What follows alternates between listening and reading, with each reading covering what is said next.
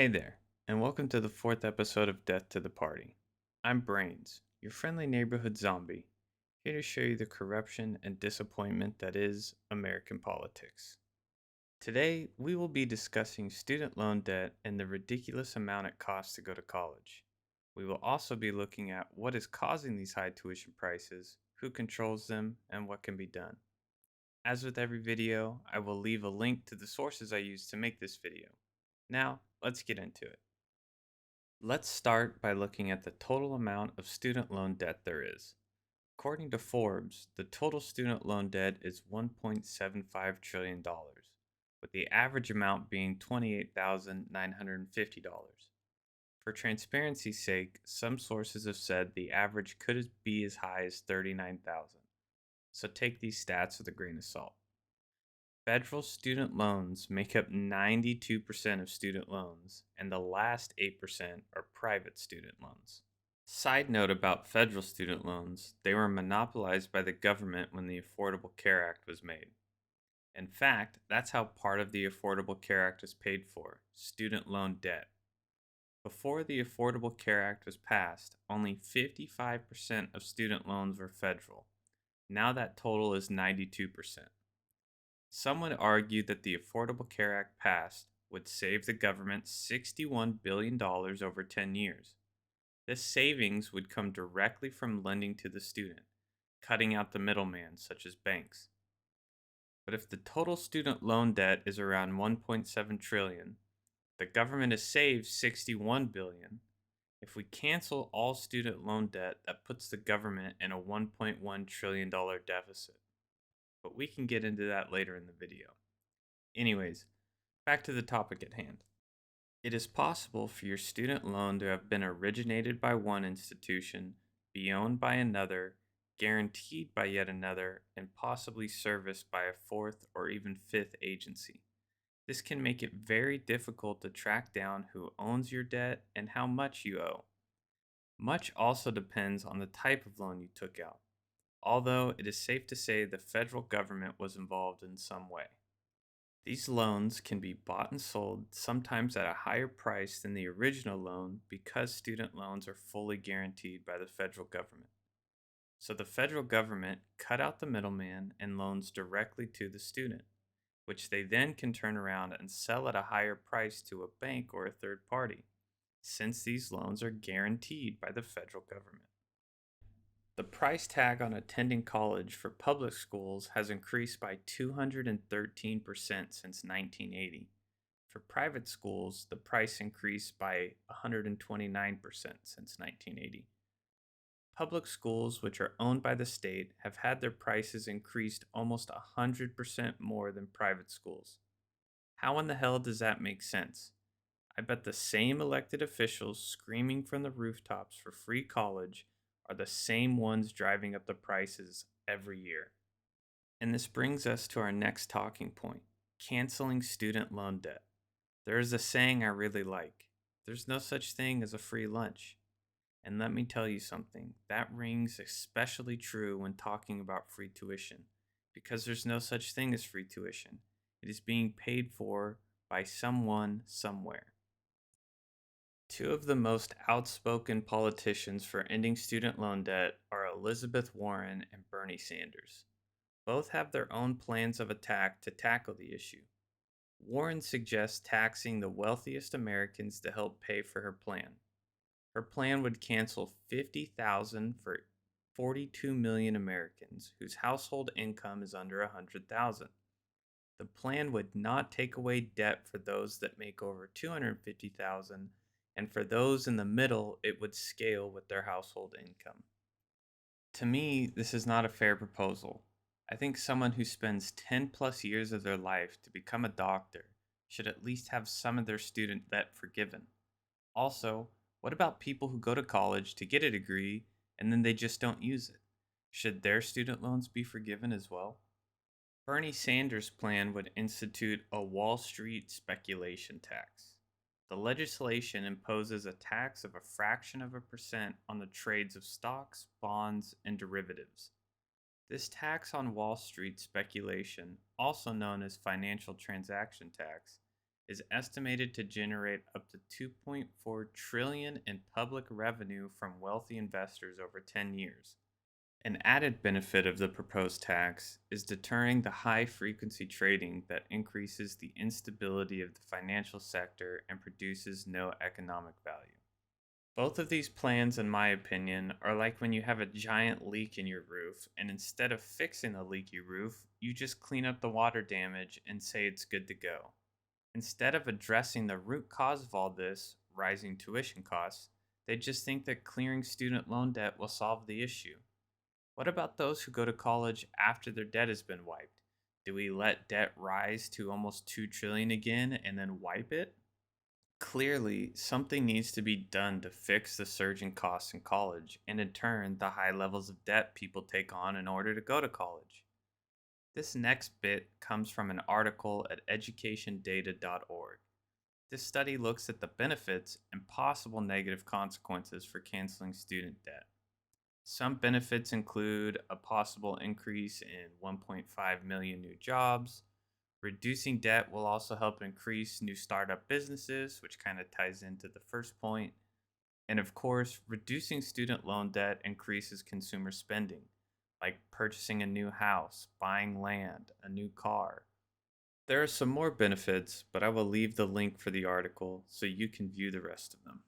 Now, on to some negative consequences. This section starts with the following. One model estimates an economic multiplier of 0.08 to 0.23, suggesting federal costs may ultimately outweigh economic benefits. The two big ones that stick out to me, though, are a risk of higher inflation rates and an increase in student loan interest rates. As of making this video, the current inflation rate is sitting between 8.3 and 8.6%. I'm not saying that those that have had student debt should not be helped, but I don't know if canceling student debt right now will have a net positive outcome. Lastly, education costs skyrocketed in the years following the launch of the federal student loan program. Economists posit that widespread loan forgiveness will cause another surge in costs for the next generation of students. Students need help, but maybe not in the form of complete loan forgiveness. If student loan debt is forgiven, what about small business owners who took out loans for their business instead of attending college? Or how about tradesmen who went to welding or other types of trade schools? Do they get their debt forgiven? But I'm getting ahead of myself here. This article was written by the folks at bestschools.org, and they identified 4 deeply ingrained and overlapping reasons college is so expensive. The 4 reasons are amenity madness, administrative salaries, public demand, and lower public funding. First off is amenity madness. It turns out that the insane cost of college is a condition somewhat unique to the United States. An article from The Atlantic points out the combined contributions of individuals, families, and government amount to roughly $30,000 in expenses per student per year. This, reports The Atlantic, is about double the average amount per student across the rest of the industrialized world. There is no evidence that this expense has produced superior academic outcomes or professional opportunities. So we are overpaying for amenities that clearly hold no scholarly advantages when it comes to comparing them to other schools in the industrialized world. All this is doing is adding to the increasingly inflated cost to attend college. Look, we should have comfortable, memorable, and enjoyable college experiences, but let's have some reason and common sense in the search for these things. At the end of the day, these things cost money, and someone has to pay for them. Remember, there's no such thing as a free lunch. Now, on to administrative salaries.